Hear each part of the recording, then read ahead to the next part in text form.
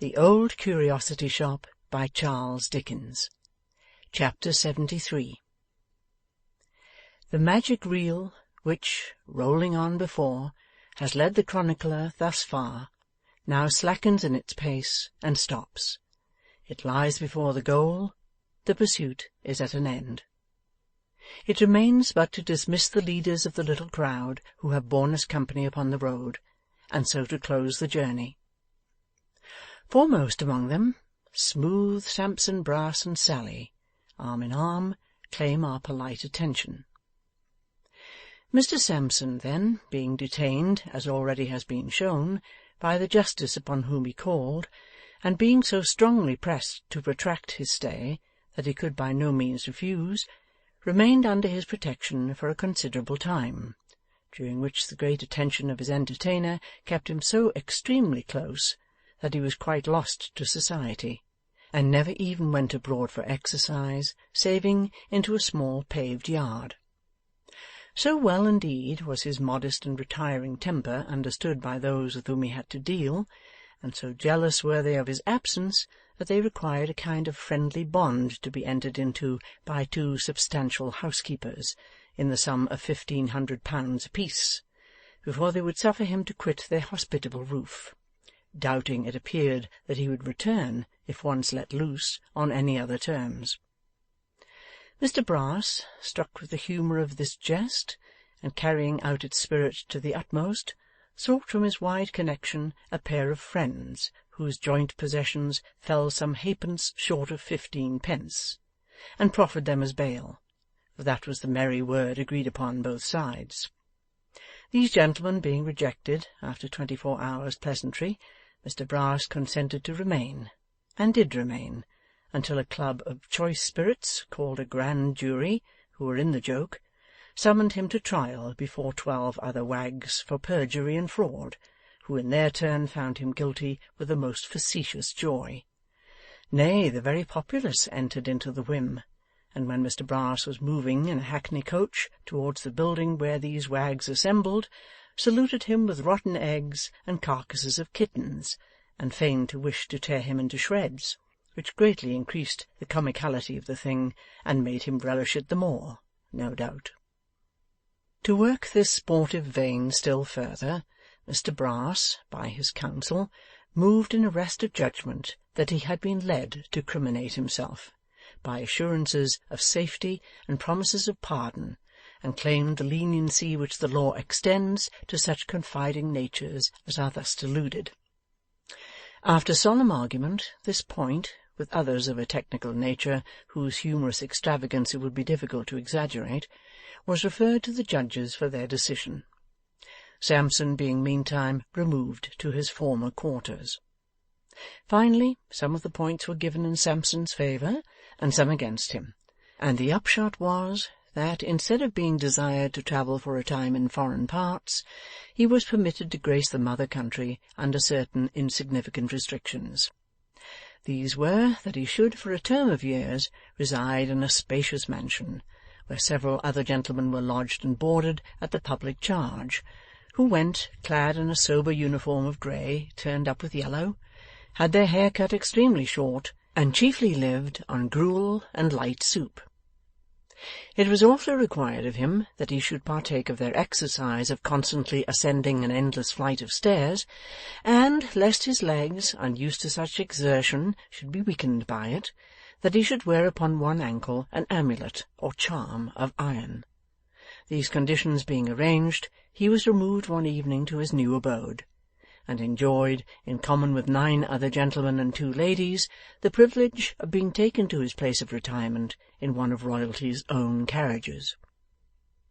Over and above these trifling penalties, his name was erased and blotted out from the roll of attorneys, which erasure has been always held in these latter times to be a great degradation and reproach, and to imply the commission of some amazing villainy, as indeed it would seem to be the case, when so many worthless names remain among its better records, unmolested. Of Sally Brass, conflicting rumours went abroad. Some said with confidence that she had gone down to the docks in male attire, and had become a female sailor.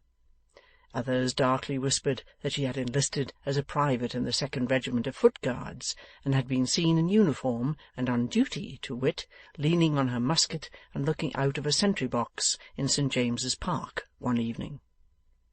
There were many such whispers as these in circulation, but the truth appears to be that, after the lapse of some 5 years, during which there is no direct evidence of her having been seen at all, 2 wretched people were more than once observed to crawl at dusk from the inmost recesses of St. Giles's, and to take their way along the streets with shuffling steps and cowering, shivering forms, looking into the roads and kennels as they went in search of refuse food or disregarded offal. These forms were never beheld but in those nights of cold and gloom, when the terrible spectres, who lie at all other times in the obscene hiding-places of London, in archways, dark vaults, and cellars, venture to creep into the streets, the embodied spirits of disease and vice and famine. It was whispered by those who should have known that these were Sampson and his sister Sally, and to this day, it is said, they sometimes pass, on bad nights, in the same loathsome guise, close at the elbow of the shrinking passenger. The body of Quilp being found, though not until some days had elapsed, an inquest was held on it near the spot where it had been washed ashore. The general supposition was that he had committed suicide, and, this appearing to be favoured by all the circumstances of his death, the verdict was to that effect. He was left to be buried, with a stake through his heart, in the centre of 4 lonely roads. It was rumoured afterwards that this horrible and barbarous ceremony had been dispensed with, and that the remains had been secretly given up to Tom Scott. But even here opinion was divided, for some said Tom dug them up at midnight, and carried them to a place indicated to him by the widow. It is probable that both these stories may have had their origin in the simple fact of Tom's shedding tears upon the inquest, which he certainly did, extraordinary as it may appear. He manifested besides a strong desire to assault the jury, and being restrained and conducted out of court, darkened its only window by standing on his head upon the sill, until he was dexterously tilted upon his feet again by a cautious beadle. Being cast upon the world by his master's death, he determined to go through it upon his head and hands, and accordingly began to tumble for his bread. Finding, however, his English birth an insurmountable obstacle to his advancement in this pursuit, notwithstanding that his art was in high repute and favour, he assumed the name of an Italian image lad with whom he had become acquainted, and afterwards tumbled with extraordinary success and to overflowing audiences. Little Mrs Quilp never quite forgave herself the one deceit that lay so heavy on her conscience, and never spoke or thought of it but with bitter tears. Her husband had no relations, and she was rich. He had made no will, or she would probably have been poor. Having married the first time at her mother's instigation, she consulted in her second choice nobody but herself. It fell upon a smart young fellow enough, and as he made it a preliminary condition that Mrs Jiniwin should be thenceforth an out-pensioner, they lived together after marriage with no more than the average amount of quarrelling, and led a merry life upon the dead dwarf's money. Mr and Mrs Garland and Mr Abel went out as usual, except that there was a change in their household, as will be seen presently, and in due time the latter went into partnership with his friend the notary, on which occasion there was a dinner and a ball and great extent of dissipation. Unto this ball there happened to be invited the most bashful young lady that was ever seen, with whom Mr Abel happened to fall in love. How it happened, or how they found it out, or which of them first communicated the discovery to the other, nobody knows, but certain it is that in course of time they were married, and equally certain it is that they were the happiest of the happy, and no less certain it is that they deserved to be so. And it is pleasant to write down that they reared a family, because any propagation of goodness and benevolence is no small addition to the aristocracy of nature, and no small subject of rejoicing for mankind at large. The pony preserved his character for independence and principle down to the last moment of his life, which was an unusually long one, and caused him to be looked upon, indeed, as the very old Pa of ponies. He often went to and fro with the little phaeton between Mr Garland's and his son's, and, as the old people and the young were frequently together, had a stable of his own at the new establishment, into which he would walk of himself with surprising dignity. He condescended to play with the children as they grew old enough to cultivate his friendship, and would run up and down the little paddock with them like a dog. But though he relaxed so far, and allowed them such small freedoms as caresses, or even to look at his shoes, or hang on by his tail, he never permitted any one of them to mount his back or drive him, thus showing that even their familiarity must have its limits, and that there were points between them far too serious for trifling. He was not unsusceptible of warm attachments in his later life, for when the good bachelor came to live with Mr Garland upon the clergyman's decease, he conceived a great friendship for him, and amiably submitted to be driven by his hands without the least resistance. He did no work for 2 or 3 years before he died, but lived in clover, and his last act, like a choleric old gentleman, was to kick his doctor. Mr Swiveller, recovering very slowly from his illness, and entering into the receipt of his annuity, bought for the Marchioness a handsome stock of clothes, and put her to school forthwith in redemption of the vow he had made upon his fevered bed.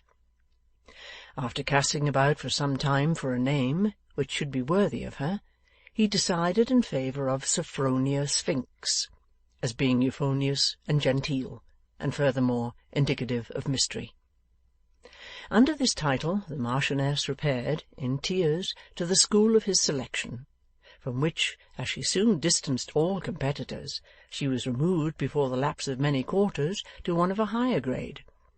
It is but bare justice to Mr Swiveller to say that although the expenses of her education kept him in straitened circumstances for 6 years, he never slackened in his zeal, and always held himself sufficiently repaid by the accounts he heard, with great gravity, of her advancement, on his monthly visits to the governess, who looked upon him as a literary gentleman of eccentric habits, and of a most prodigious talent in quotation. In a word, Mr Swiveller kept the Marchioness at this establishment until she was, at a moderate guess, full 19 years of age, good-looking, clever, and good-humoured, when he began to consider seriously what was to be done next. On one of his periodical visits, while he was revolving this question in his mind, the Marchioness came down to him alone, looking more smiling and more fresh than ever. Then it occurred to him, but not for the first time, that if she would marry him, how comfortable they might be. So Richard asked her. Whatever she said, it wasn't no, and they were married in good earnest that day week, which gave Mr Swiveller frequent occasion to remark at divers subsequent periods that there had been a young lady saving up for him after all. A little cottage at Hampstead being to let, which had in its garden a smoking-box, the envy of the civilized world, they agreed to become its tenants, and, when the honeymoon was over, entered upon its occupation. To this retreat Mr Chuckster repaired regularly every Sunday to spend the day, usually beginning with breakfast, and here he was the great purveyor of general news and fashionable intelligence. For some years he continued a deadly foe to Kit, protesting that he had a better opinion of him when he was supposed to have stolen the £5 note than when he was shown to be perfectly free of the crime, inasmuch as his guilt would have had in it something daring and bold, whereas his innocence was but another proof of a sneaking and crafty disposition. By slow degrees, however, he was reconciled to him in the end, and even went so far as to honour him with his patronage, as one who had in some measure reformed, and was therefore to be forgiven. But he never forgot or pardoned that circumstance of the shilling, holding that if he had come back to get another, he would have done well enough, but that his returning to work out the former gift was a stain upon his moral character which no penitence or contrition could ever wash away. Mr Swiveller, having always been in some measure of a philosophic and reflective turn, grew immensely contemplative at times in the smoking-box, and was accustomed at such periods to debate in his own mind the mysterious question of Sophronia's parentage. Sophronia herself supposed she was an orphan, but Mr Swiveller, putting various slight circumstances together, often thought Miss Brass must know better than that, and having heard from his wife of her strange interview with Quilp, entertained sundry misgivings whether that person, in his lifetime, might not also have been able to solve the riddle had he chosen. These speculations, however, gave him no uneasiness, for Sophronia was ever a most cheerful, affectionate, and provident wife to him, and Dick, excepting for an occasional outbreak with Mr Chuckster, which he had the good sense rather to encourage than oppose, was to her an attached and domesticated husband, and they played many 100,000 games of cribbage together. And let it be added to Dick's honour that though we have called her Sophronia, he called her the Marchioness from first to last, and that upon every anniversary of the day on which he found her in his sick room, Mr Chuckster came to dinner, and there was great glorification. The gamblers, Isaac List and Jowl, with their trusty confederate Mr James Groves of unimpeachable memory, pursued their course with varying success, until the failure of a spirited enterprise in the way of their profession dispersed them in various directions, and caused their career to receive a sudden check from the long and strong arm of the law. This defeat had its origin in the untoward detection of a new associate, young Frederick Trent, who thus became the unconscious instrument of their punishment and his own. For the young man himself, he rioted abroad for a brief term, living by his wits, which means by the abuse of every faculty that worthily employed raises man above the beasts, and so degraded sinks him far below them. It was not long before his body was recognized by a stranger, who chanced to visit that hospital in Paris where the drowned are laid out to be owned, despite the bruises and disfigurements which were said to have been occasioned by some previous scuffle. But the stranger kept his own counsel until he returned home, and it was never claimed or cared for. The younger brother, or the single gentleman, for that designation is more familiar, would have drawn the poor schoolmaster from his lone retreat, and made him his companion and friend. But the humble village teacher was timid of venturing into the noisy world, and had become fond of his dwelling in the old churchyard. Calmly happy in his school, and in the spot, and in the attachment of her little mourner, he pursued his quiet course in peace, and was, through the righteous gratitude of his friend, let this brief mention suffice for that, a poor schoolmaster no more. That friend, single gentleman or younger brother, which you will, had at his heart a heavy sorrow, but it bred in him no misanthropy or monastic gloom. He went forth into the world, a lover of his kind. For a long, long time it was his chief delight to travel in the steps of the old man and the child, so far as he could trace them from her last narrative, to halt where they had halted, sympathize where they had suffered, and rejoice where they had been made glad. Those who had been kind to them did not escape his search. The sisters at the school, they who were her friends, because themselves so friendless, Mrs Jarley of the waxwork, Codlin, Short, he found them all, and trust me, the man who fed the furnace fire was not forgotten. Kit's story, having got abroad, raised him up a host of friends, and many offers of provision for his future life. He had no idea at first of ever quitting Mr Garland's service, but, after serious remonstrance and advice from that gentleman, began to contemplate the possibility of such a change being brought about in time. A good post was procured for him, with a rapidity which took away his breath, by some of the gentlemen who had believed him guilty of the offence laid to his charge, and who had acted upon that belief. Through the same kind agency, his mother was secured from want, and made quite happy. Thus, as Kit often said, his great misfortune turned out to be the source of all his subsequent prosperity. Did Kit live a single man all his days, or did he marry? Of course he married. And who should be his wife but Barbara? And the best of it was, he married so soon that little Jacob was an uncle before the calves of his legs, already mentioned in this history, had ever been encased in broadcloth pantaloons, though that was not quite the best either, for of necessity the baby was an uncle too.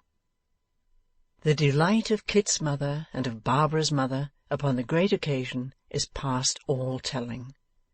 Finding they agreed so well on that, and on all other subjects, they took up their abode together, and were a most harmonious pair of friends from that time forth.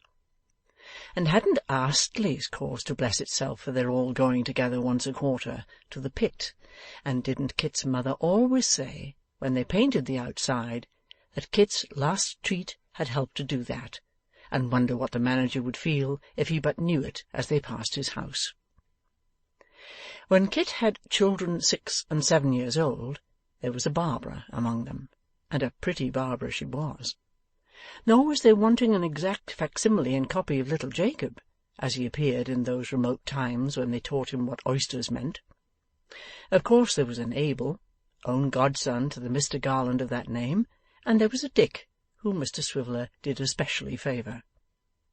The little group would often gather round him of a night, and beg him to tell again that story of good Miss Nell who died. This Kit would do, and when they cried to hear it, wishing it longer too, he would teach them how she had gone to heaven, as all good people did, and how, if they were good like her, they might hope to be there too one day, and to see and know her as he had done when he was quite a boy. Then he would relate to them how needy he used to be, and how she had taught him what he was otherwise too poor to learn, and how the old man had been used to say she always laughs at Kit, at which they would brush away their tears and laugh themselves to think that she had done so, and be again quite merry. He sometimes took them to the street where she had lived, but new improvements had altered it so much, it was not like the same. The old house had been long ago pulled down, and a fine broad road was in its place. At first he would draw with his stick a square upon the ground to show them where it used to stand, but he soon became uncertain of the spot, and could only say it was thereabouts, he thought, and these alterations were confusing. Such are the changes which a few years bring about, and so do things pass away, like a tale that is told. End of chapter 73. End of The Old Curiosity Shop by Charles Dickens. Recorded by Mill Nicholson. Website ACT No. 2 SC No. 3.com.